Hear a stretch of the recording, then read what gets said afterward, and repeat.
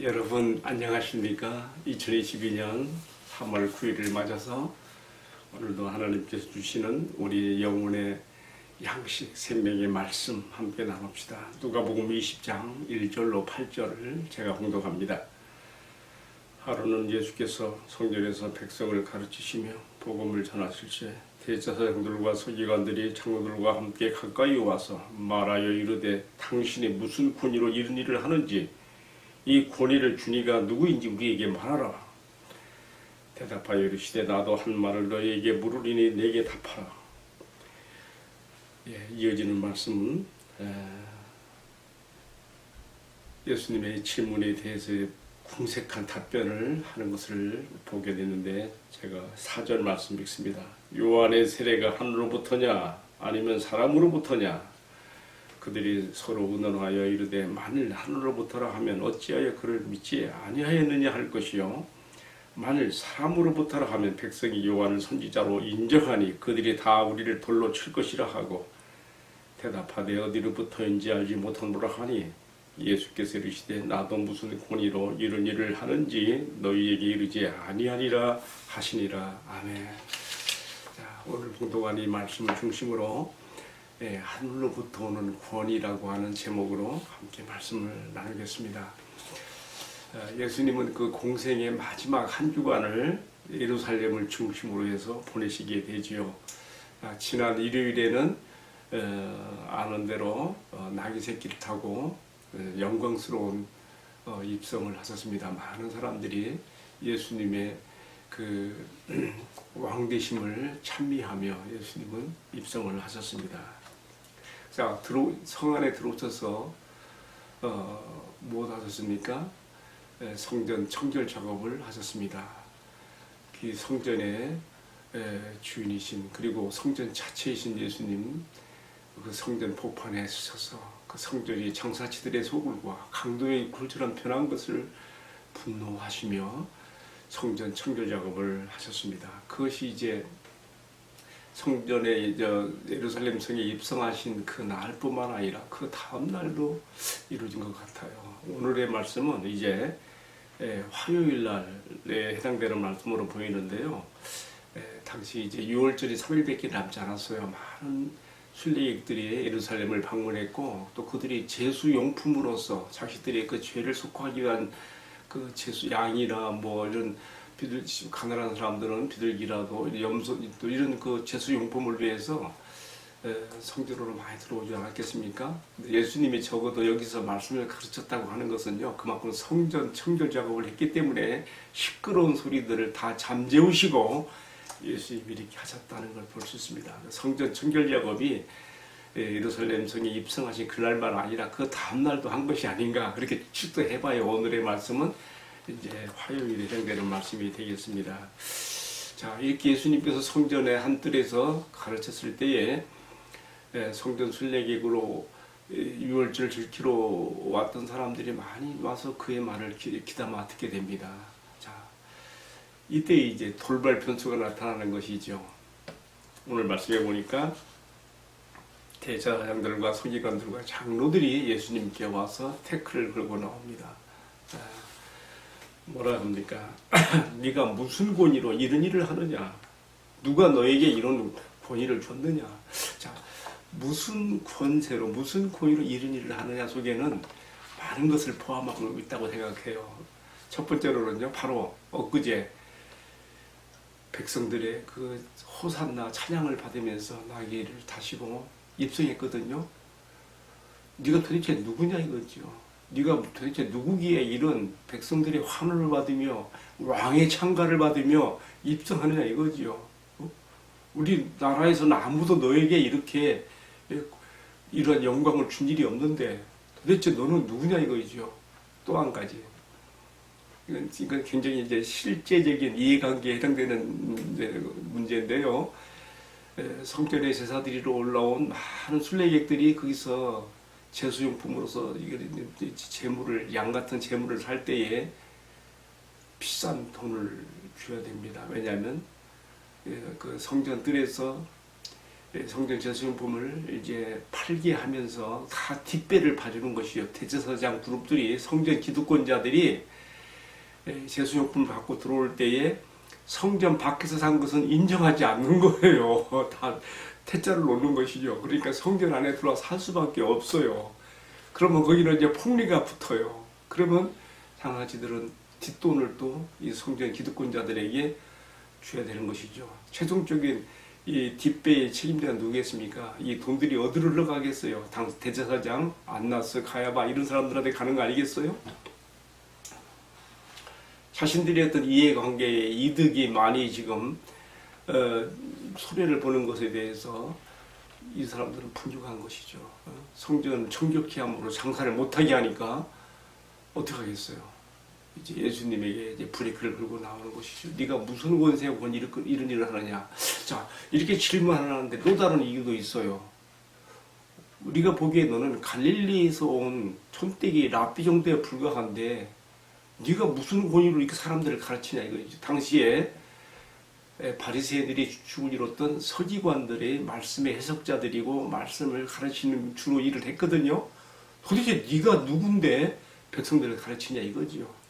자, 이렇게 그들이 예수님에게 무슨 권위로 이런 일을 하며 이 권위를 준 자가 누구냐고 했을 때 이런 많은 복합적인 예수에 대한 그 항의성 그리고 그를 인정하지 않는 그러한 그 질문을 가지고 온 것입니다.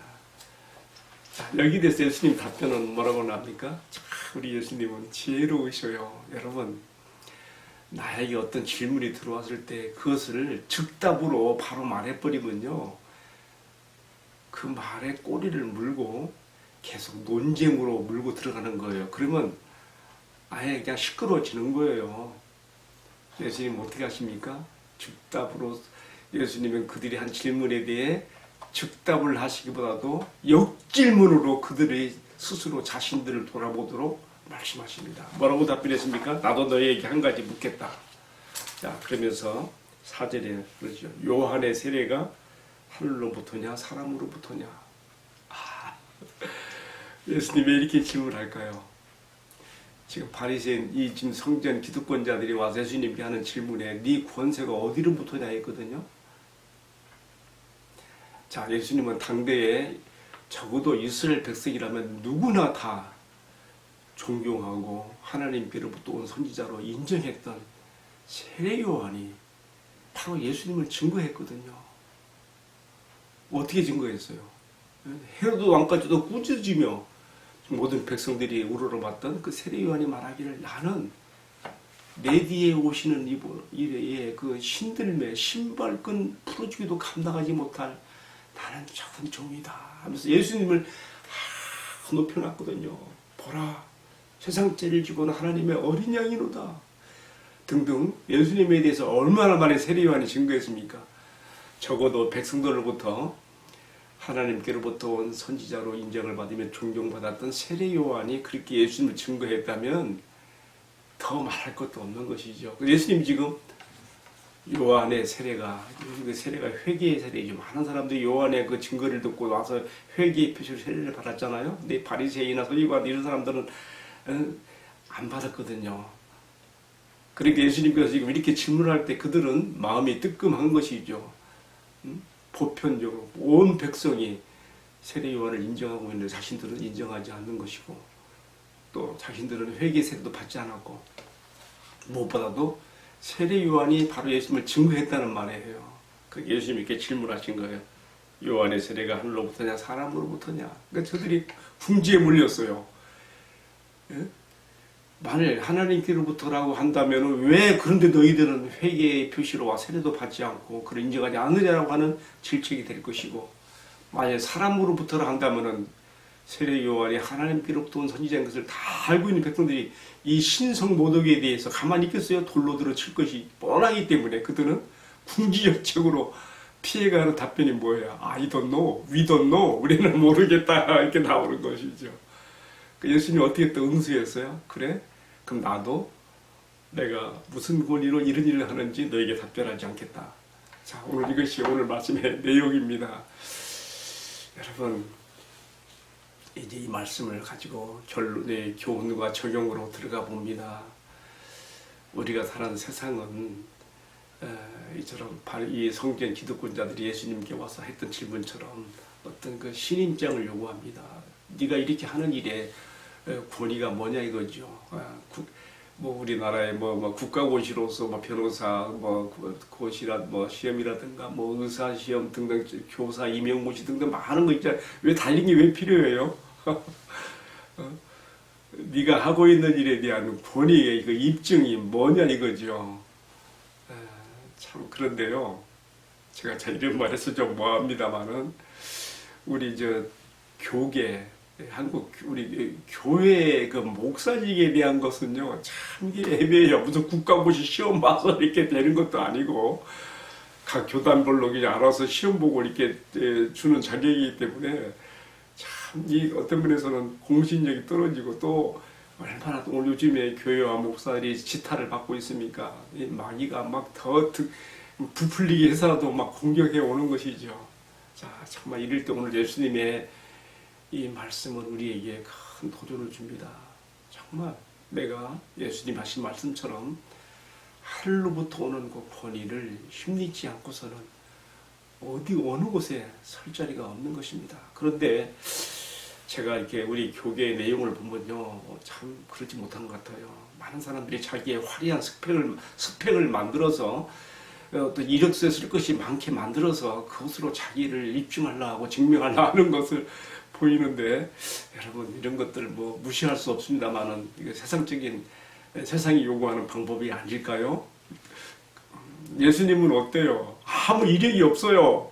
그냥 갈릴리에서 온 촌떼기 랍비 정도에 불과해요. 뭐 좋은 가문도 없어요. 당시에 가말리의 문화생 같은 무슨 학문의 배움도 없어요. 아무것도 없어요. 그러니까 이 성경 기득권자들이 예수님께 이렇게 항의성 질문을 가지고 궁지에 물어놓으려고 온 것은 뭐 당연한 것이라고 봐요. 이렇게 함으로써 예수님께 향하는 백성들의 존경을 뺏으려고 하는, 없애버리려고 하는, 그리고 또 예수님을 고소할, 네가 아무런 자격도 없이 이런 일을 하고 있구나에 대한 어떤 고소를 하려고 하는 그런 음모가 여기에 도사리고 있는 것이죠. 제가 지금 오늘의 말씀에 대한 적용을 하고 있는데요.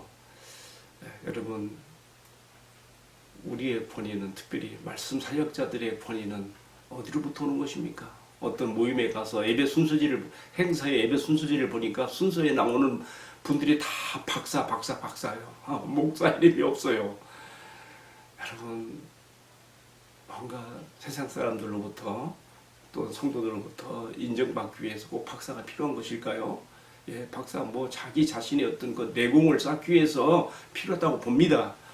그러나 그것이 나의 사역을 입증하고 나의 사역을 세워주고 이것이 하늘로부터 온 권위를 대신하는 나의 신임장으로 삼으려고 한다면 잘못된 것이죠.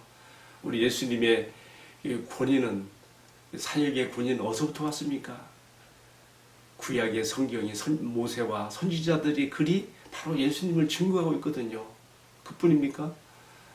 예수님께서 가장 가깝게는 구약과 신약을 연결시키는 세례 요한을 통해서 온 백성들이 추앙했던 세례 요한이 증거했던 분이거든요. 오죽하면 나는 그의 신들매를 풀어주기도 감당지 못할 분이라고 높였을까요?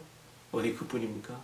예수님의 사역의 권위, 곧 하늘로부터 온 사역의 권위는 어디 있습니까? 성령의 기름 부으심을 받아서 한, 성령님의 이끄심을 받아서 한 사역이 아닙니까?